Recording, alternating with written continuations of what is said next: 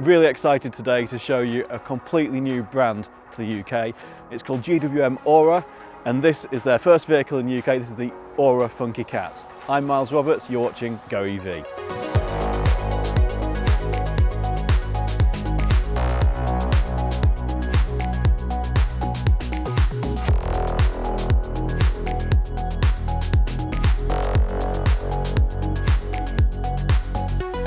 So we're here at the headquarters of GWM Ora UK, and we're having a look around this first edition of the Ora Funky Cat. Now this is because Chorley Group is one of the first dealers in the UK to be able to sell this car to the public. And we're really excited to show you this in the next month or so. What I will say first of all is the car looks great. It's got a real premium feel to it. As this is the first edition of the Ora Funky Cat, it's initially available just in 4 launch colours.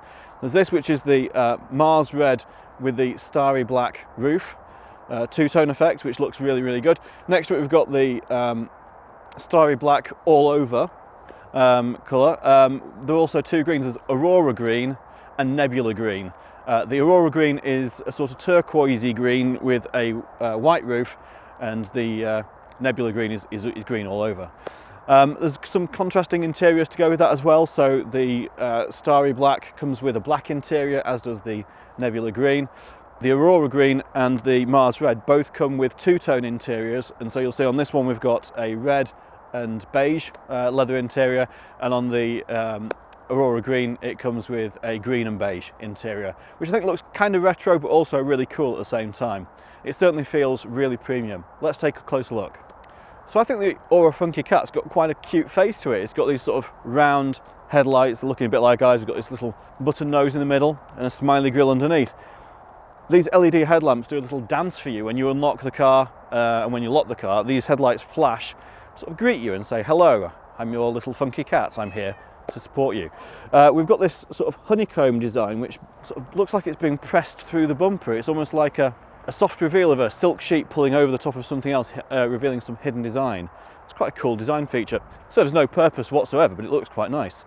We've got a camera down the front here. We've also got cameras under each of the wing mirrors and on the boot as well. So it's got 360-degree cameras, and I have to say the clarity of them is quite impressive. We'll show you that on the screen inside. Moving around the car, we've got, this is the 2-tone system, so we've got the Mars Red and the Starry Black metallic on both the roof and the wing mirrors here, so that looks quite sporty. The charging flap is located on the front wing, similar to the Nissan Ariya. We've got 18-inch wheels. 18-inch wheels on what is a city car, really. Now, it just shows this is quite a chunky car. This is not a micro car, this is not a small vehicle. 18-inch wheels is similar to what you would find on something like a Duke or a Qashqai just a couple of years ago. So really quite chunky 215 50 18 tyres on there as well. We've got keyless entry, so hand into the door handle to unlock it. Key can stay in your pocket, that's a nice feature. The black 2-tone roof obviously continuing around into the rear spoiler, which juts out quite nicely there, gives it a sporty edge. One thing I've noticed around the back here, the tail lights are these little strips down here, and then they've got this light bar that runs along the rear glass. Gives it a really smooth look, actually makes it look quite stylish, I think. By having that moved up into the rear glass there, it's giving a slightly higher view line for cars in front, but for cars following behind, sorry. But also, in the event of an impact, these are not big, huge crystal glass lights which are going to cost a fortune to replace in the event of a small car park bump, for example. Go to the boot, we've got under here, well, it's not the biggest boot in the world, it's 228 litres, but actually under here there's storage for charging cables and your first aid kit and tyre pump and things like that. But this boot's bigger than a Mini Cooper, that's 211 litres, it's bigger than a Fiat 500, it's much bigger than a Honda E. So actually, sort of in terms of practicality, yeah, it's not going to be able to be used by a family of 5 going away on holiday with full camping gear that easily, but it's certainly very, very usable. And it's a really nice square design as well, so I think it's very, very usable indeed. I think the side profile is quite nice. It looks quite similar to maybe the Suzuki Swift, that sort of size of vehicle. It's very similar sort of back end to the Suzuki Swift. The front end, a lot more Porsche, I think. That's partly influenced by the fact the designer used to work for Porsche. He's obviously remembered how to draw those ovals for headlights and carried it across to this car. But overall, it's a really sort of stylish car. It stands out on the road, and actually just drove it down a couple of miles down the road and back again. We've got quite a few looks in this, so it is quite the head turner. Let's take a look on the inside and see how it compares. So on the inside, can I just say what a breath of fresh air it is to have the option, at least, of a light coloured interior. So many cars today are just black, dark, grey, grey, grey, grey. This is something with a splash of colour, and what a splash it is. We've got this red sort of suede appearance on the dashboard, over sort of a beige colour. The seats are really comfortable. It feels like Alcantara, but it's a man-made product, so it's vegan friendly. We've got this quilted detail which runs through the seats and through the door cards, and the stitching around the steering wheel. It all just feels really well made. One of the things that's first stood out to us when we looked at this car around a year ago, before the launch, was just the attention to detail, and the quality really shines through. It feels premium. And I think, again, that comes to the way that Ora is targeting this in the UK. This is not being targeted as a cheap and cheerful car. It's being presented as a very, very well made, very stylish and very comfortable car. We've got two 10.25 inch displays up here. We've got touch sensitive buttons on the steering wheel either side. We've got these toggle switches, chrome toggle switches, very reminiscent of what you might find in a Mini. They've got a real reassuring sort of click to them when you press. They feel really quality. In fact, again, yeah, quality, that's all the way through. The key, it's weighty. It feels really, again, good quality. It's not just a plastic fob. This has got a real weight to it, bit of design to it as well. It says first edition on the key fob here. So we've got a real feeling of quality throughout. That is a wireless phone charger there. We've got two USBs at the front here and a 12-volt socket. Electric seat adjustment, which is good also. Electric windows, electric mirrors. This box here is the driver monitoring system. It's a little camera. We first saw this on the MG4. This one, though, it's a fatigue warning system. So if it senses that it looks at the driver and the driver's drowsy, not looking at the road ahead, it'll play beeps and warnings and things to the driver to try and wake them back up again.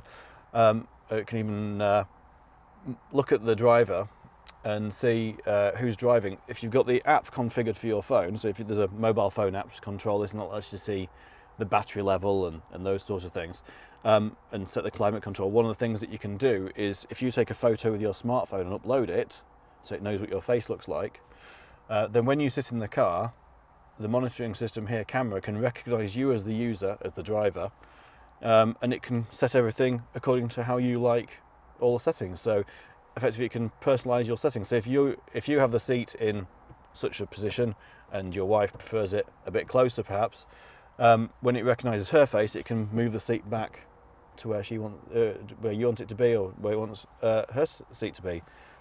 So really nice feature that, and again, it's an added value feature that I think could have a real world application, actually be useful for people. Let's have a quick look in the rear. So I think the surprising thing for anyone that sat in the back of a Mini or a Fiat 500 would be when they get to this car and realise that there's actually loads of rear space for passengers.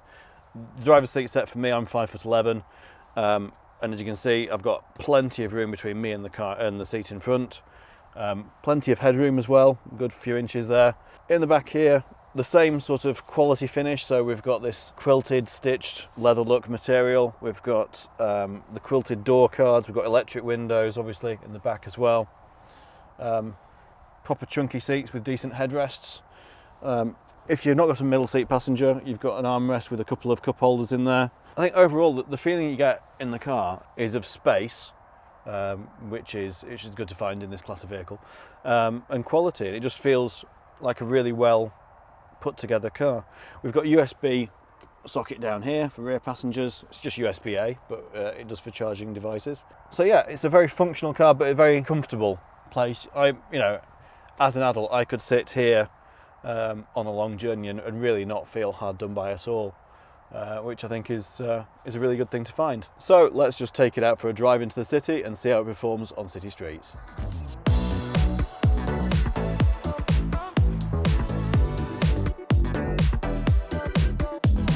So getting into the Ora Cat and driving it, what's it like? Well, first thing to say is all the controls seem really intuitive, which is useful. We programmed the satellite navigation, which it's got basically an internet connection in the car. So you just type in the name of the place you want to go, and it does effectively like the equivalent of a Google search and finds it and takes you to that location. So in this case, we've typed in Selfridges, it's found the location, you just tap on it and it's ready to go. It does also have voice control in this car, so you can just say some voice commands to navigate to wherever, and it will do that as well. So that's good. So intuitive to drive, easy to drive. Performance is very good. 0 to 60 is 8.3 seconds, which is not the fastest in class, but it's also very respectable. The comfort's good, the seat's comfortable, the steering wheel adjusts well for getting me into a nice seating position. And the one thing I do like actually is on this driver's dash, it's got the similar sort of camera setup as you find on Teslas and things. So we see like the cars moving around on the road from using the radar on the car and the cameras. One thing I will mention about this car, and it's really good to know, this is a 5-star NCAP rated vehicle for safety. In fact, it was actually the winner of its category this year for the safest car that NCAP have tested, which is obviously of comfort when you are driving with, well, for yourself, but also for any family members that may be on board as well. So first impressions are, yeah, it drives really well, it's really comfortable to drive, and it seems like it's fairly well isolated from road noise. There is a bit more rumble on uneven roads, so if it's a poorly maintained road, you do get a bit of rumble through the car, but it's perfectly acceptable. It's a front-wheel drive car, is this. It's got a 48 kilowatt hour usable battery, 51 kilowatt hour total battery, so it's lithium-ion battery, and that gives a total range up to 197 miles, depending how you're driving. Now today it's quite cold outside, hence why I'm still wearing my coat even though we're no longer outside. It's like 4 or 5 degrees today. We've got the heating on, the climate control's on, set to 22. At the moment the car's saying that based on being about 80% charged, it's got 125 miles of range remaining. I think it's a perfectly usable car, and for the majority of people who do 20-30 miles a day, you can still go a week between charges. So yeah, we're going to drive a bit further. I'm going to concentrate on this traffic because it turns out that Birmingham is horrific.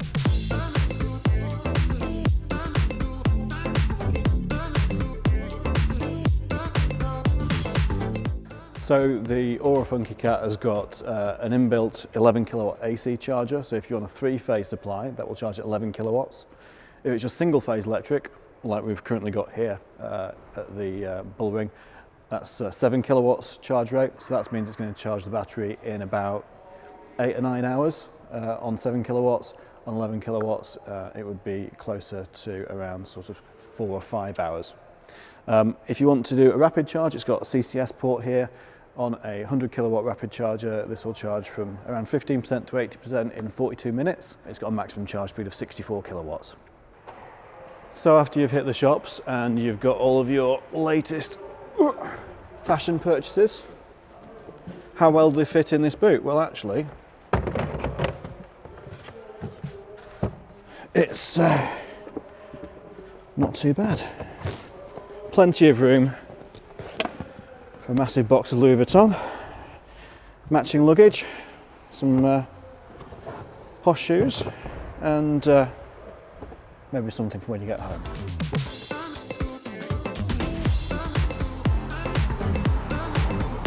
Ora is marketing the Funky Cat at a fashion-conscious car buyer, the sort of person who buys a car based on how it makes them feel and how they feel about that car, rather than outright facts and figures. Having said that, it stacks up very, very well against the competition in that market. Cars like the Fiat 500e, the Honda E, the Mini Electric, and in some ways the VW ID3, although that is a much more expensive vehicle. All of these cars sit around a similar sort of platform in terms of size, range, although this is towards the top end at 193 miles. The Honda E only does 130 and the Mini Electric's only 140.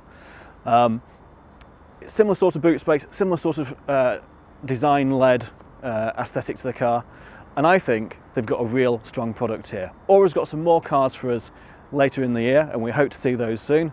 If you'd like to test drive the Ora Funky Cat, please get in contact with Chorley Group.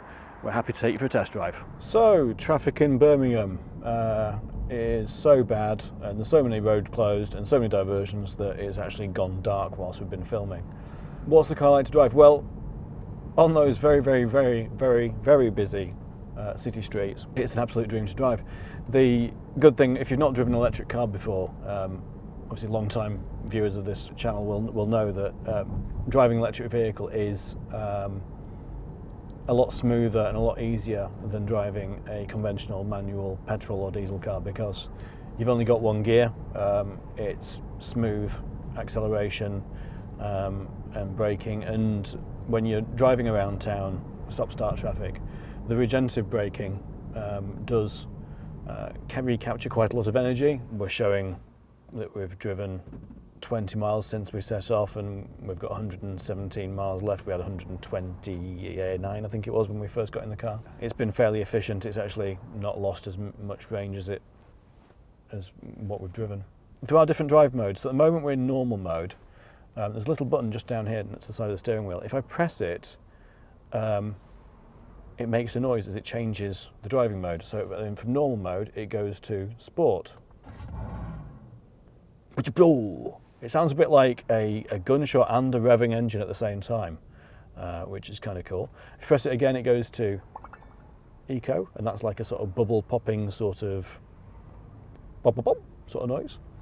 And then auto mode or normal mode is a bit like a ringtone. So that's good. I suppose even without looking at the screen, if you push the button, you hear the noise and you know which mode you're in. We've been driving in normal most of the time. Sport mode sharpens up the throttle response, makes it a bit faster pulling away from an initial standing start. But an eco basically just turns everything down a little bit. But like I say, it's an easy drive. We've got cruise control. We haven't really had a chance to use this on this urban route. One thing that we'll do within the next week or two, we're getting our first demonstrators in at Chorley. And so once we've got our own cars and we've got them for a couple of days, we're going to go out and I'll do a full review showing more in depth on all of the features on the car and really cover those off, because I think that it would be ideal if we could show them all now. We've run out of time today with the short days that we've currently got here in the UK. But yeah, it's a really nice car, and actually the mirrors are really nice, large size as well. That's a really good thing. You can see really well out the mirrors. Headlights are good. We've got those on now. LED headlamps giving a really good clear view of the road ahead. I guess that's all I can say for now. We'll fill you in with everything else when we get the car to ourselves, and we'll show you it in a bit more detail. I hope you found this video useful. If you have, you want to find out more information about the Ora Funky Cat, click up here. If you'd like to subscribe to our channel, we're doing some more in-depth video reviews of the Ora Funky Cat, including some technical ones about how to use the infotainment system, how to use the app, etc. So subscribe to our channel to see more of those, and click down here to see more of our electric car video reviews.